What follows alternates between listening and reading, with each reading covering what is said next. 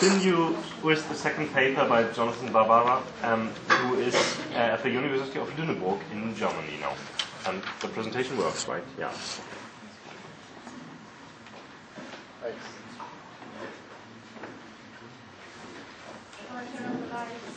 No, thanks.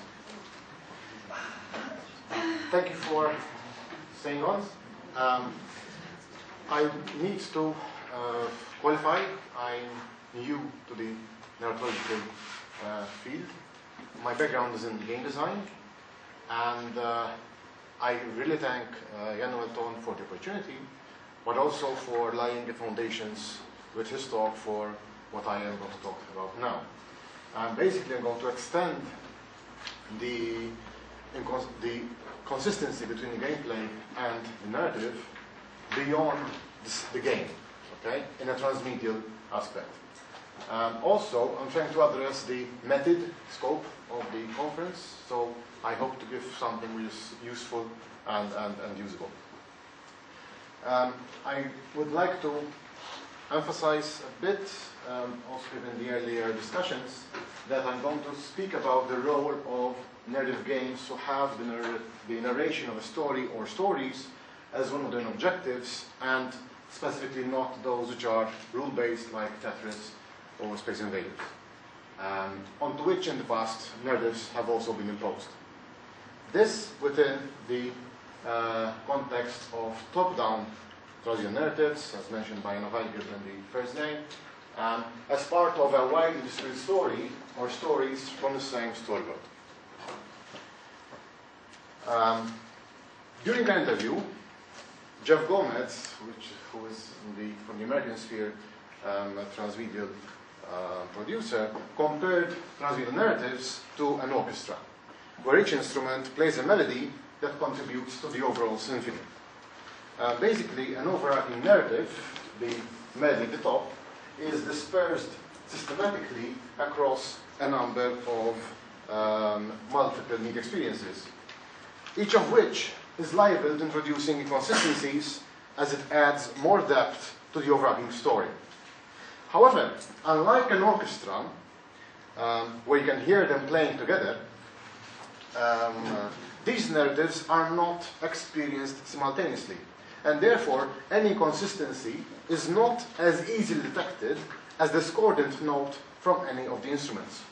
Indeed, there's no means that allows us to play the separate melodies together in order to evaluate the overall consistency of the transmedial narratives.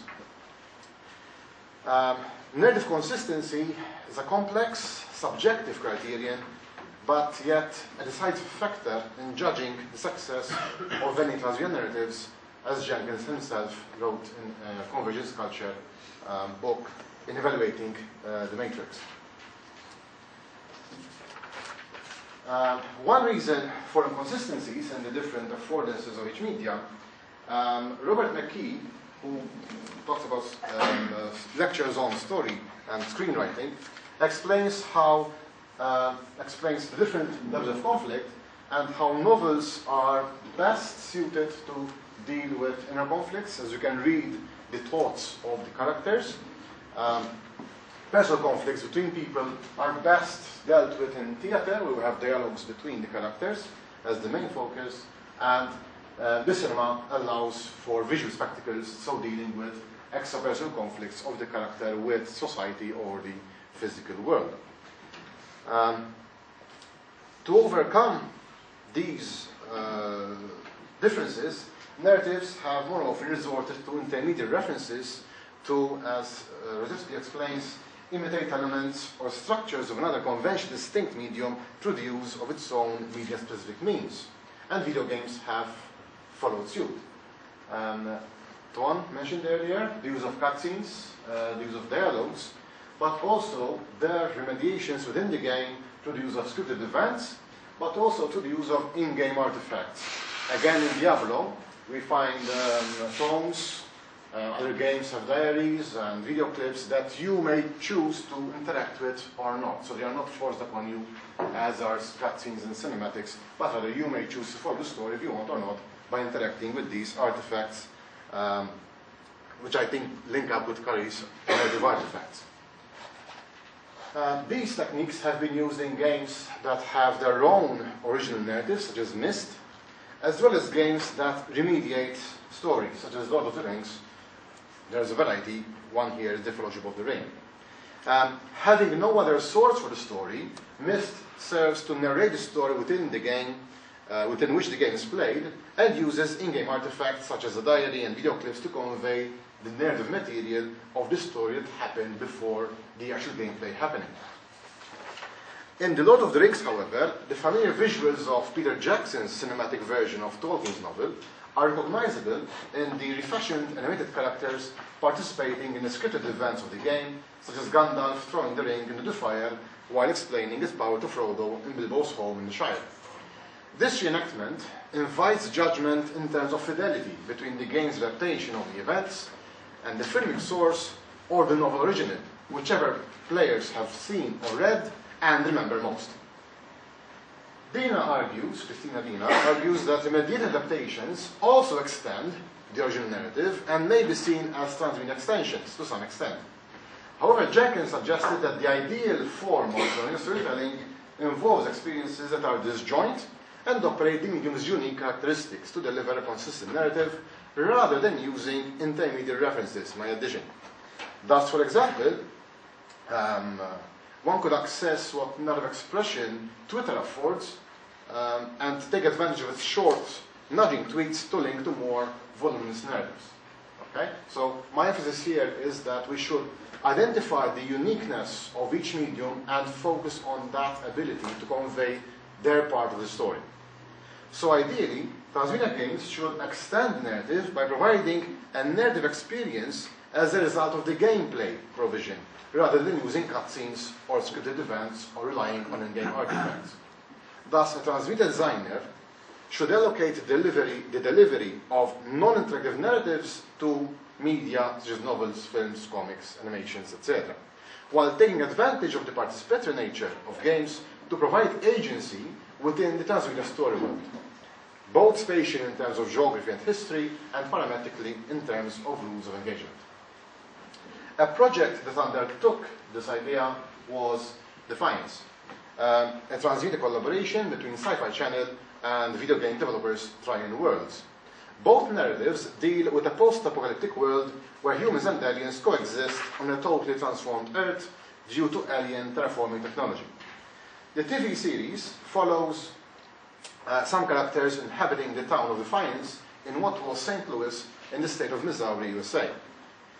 The video game takes place, which is a persistent world, massively multiplayer, online, third-person shooter game, a specific genre, taking place alongside the series in San Francisco Bay Area, where players search for advanced alien technology through the remains of a war that took place 15 years earlier between the humans and the aliens upon their arrival. Nice welcome. The game also offers side quests to further advance the player's character's abilities and spending power. While characters from the film appear in the game, characters from the game were also taken on board in the second season. So there was contributions both ways. However, reviews of the Defiance transmedia production have been specifically on the experiences themselves and not on the transmedia story. So the game reviewers who have not followed the TV series are thus complaining of a lack of story and accusing the game of failing at feeling like a world. On the other hand, reviews of the TV series fail to consider the online game, with none of the reviewers having played it. In fact, saying you don't need to worry about the gaming element to enjoy the series. This is due to a general lack of holistic transmedia reviews that were called for at least as far back as March 2012, with Jeffrey Long's white paper calling for a more critical engagement with what does and does not work in the current generation of transmedia entertainment. Humbly, I am not proposing a holistic measurement myself, but rather I wish to augment gameplay analysis with a tool that allows one to look away from the game and compare it with other narrative sources within the same story world. And yet, due to its interactive nature, narrative consistency of games cannot be objectively evaluated in terms of the game writer's planned story, since each player will compare their own agency-driven story with whatever prior exposure they had to the story. In themselves, games facilitate a target user experience, and it is common practice to measure the quality of game design by subjectively evaluating the player experience. While various methodologies have been adopted, including invasive psychophysiological means, carrying out subjective evaluation suggests a scalable instrument that can be widely distributed in order to gather enough data to generalize trends and inform the setting of heuristics to help guide development. Scalable instruments include purposely built questionnaires, such as the Game Experience Questionnaire and the Immersion Questionnaire. These instruments were produced as a result of qualitative research carried out with game designers and players, and grounded theory from game reviews used to model play experience, so playthroughs are given some importance. However, research thus far is limited to gauging player experience resulting solely from a single play session in terms of the game mechanics and the social context of the game, the multiplayer component of the game, through various aspects of engagement and immersion. No assessment of the consistency of the resulting user experience relative to other narrative media components of the transmedia production is considered, and while the game may be enjoyable and immersive, it can be in conflict with the overarching narrative. With such a qualitative instrument in mind, last December at a conference on interactive digital storytelling, I proposed a simplistic 5-point narrative consistency scale, sort of a measurement of charity, if I can draw a parallel.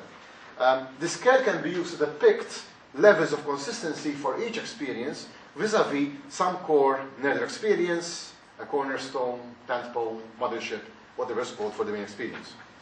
The caveat of this scale is that it does not cater for inconsistencies within the same narrative experience, so between cutscenes and the gameplay, or the double duck rabbits mentioned by Karen.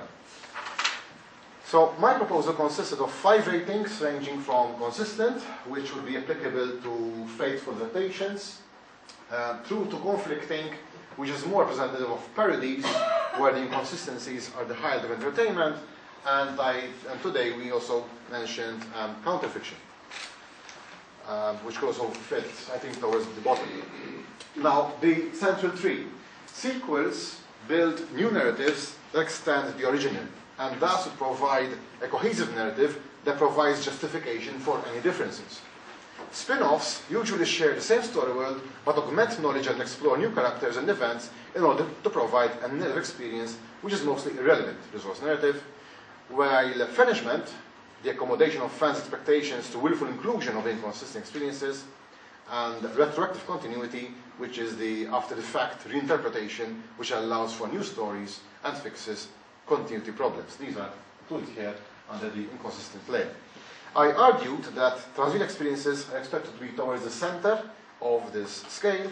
Adaptations are more cross-media, and parodies tend to break narrative consistencies rather than support it. Incidentally, Susanna Tosca's recent article on our transmedial desire reflects this choice with extension, non-contesting reinterpretations, and transgressive transformations, which map one-to-one, thankfully, with these ideas. The literature suggests 4 dimensions across which such consistency can be measured: story world, timeline events, characters. But for games, we also introduce agency, which Janet Murray had explained as providing us with the power to take action within the narrative, as a result of which we have a say in the authorship of the story. I left the audience at that conference with some questions. To what aspects of a story may this consistency scale be applied? Should it be applied to individual characters in the story, to each event or artifact? Should it be applied to each dimension separately? Or should there be an overall rating for the experience to be applied to experience? Can this rating be a result of dimensional level ratings? And in that case, are they equal in their contribution, or are some of them more important than others? To put it simply, what is it that the audience finds as inconsistent? Can one character's inconsistent behavior, the Greek talking English, break the player's immersion in the game? Are non-diegetic artifacts accepted as part of the medium's interface?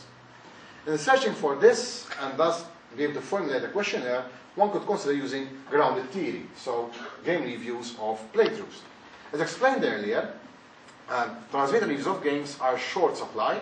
They don't have transmedia reviews. And so, building on Dina's earlier argument, I recently proposed to use reviews of games that remediate a story. So, for example, Lord of the Rings games, of which there are many. These games bring the narrative within reach of the game critic, and such as games oriented in Tolkien's Middle-earth, covering Lord of the Rings and The Hobbit. Having both gameplay and narrative within the same experience causes any ludonarrative dissonance to be highly visible, and the resulting hindrance to immersion easily reportable in such reviews. This is not always the case, however, as popular game mechanics such as the LEGO franchise will be spared criticism of any narrative inconsistencies, where they have been described as flawlessly embodying the spirit of the Hobbit films, even though the construction of the LEGO mechanic is not seen anywhere in the Hobbit or Lord of the Rings story world. Thus, I suggest broadening the scope of research to include a variety of game genres based on a variety of story worlds, as well as to include both user reviews who are more willing to consume multimodal experiences and academic analysis of cross-media adaptations in addition to professional reviews. This secondary research would then be followed by a primary research where participants experiencing a multimodal narrative game, such as watching a film halfway and then playing the remaining half through a board game or video game, are asked to fill in a questionnaire, such as the GEQ, which has been found to be able to transcend game media formats, and then this will be followed by individual interviews and focus groups in order to extract criteria by which they judge the narrative consistency of the gameplay with respect to the film. In order to test whether the UX criteria measured by the GEQ is enough to judge the narrative consistency of the transmedia game, a regression analysis of the questionnaire scores together with the code interviews would be held. Should this analysis suggest that the narrative consistency scores are independent of the GEQ scores, then a new questionnaire aiming to specifically measure narrative consistency can be built based on the collated findings of the grounded theory analysis, the interviews, and the focus groups. To summarize, I came here to explore with you how we can formulate a scalable instrument to measure narrative consistency in transmedia concerning games and possibly other experiences, and what qualitative sources are available to build it from. The aim of the exercise is to identify user experience criteria to which the 5-level scale of narrative consistency here proposed can be applied across the dimensions of story world, characters, events, and agency. Some references, and let's play.